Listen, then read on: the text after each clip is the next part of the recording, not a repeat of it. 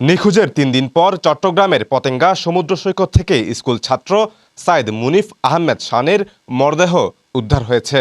সাগরে গোসলে নেমে স্রোতের টানে তার মৃত্যু হয়েছে বলে জানিয়েছে পুলিশ। তবে ঘটনা গোপন রেখে অপহরণের নাটক সাজিয়ে পরিবারের কাছ থেকে ৬০,০০০ টাকা মুক্তিপণ নেওয়ার অভিযোগ উঠেছে তার ৪ বন্ধুর বিরুদ্ধে। শনিবার কোচিং পরীক্ষা শেষে ৪ বন্ধুর সঙ্গে পতেঙ্গা সমুদ্র সৈকতে যায় নবম শ্রেণীর শিক্ষার্থী শান। সেখানে গোসলে নেমে স্রোতের টানে ভেসে যায় সে। ভয়ে বিষয়টি গোপন রাখে বন্ধুরা।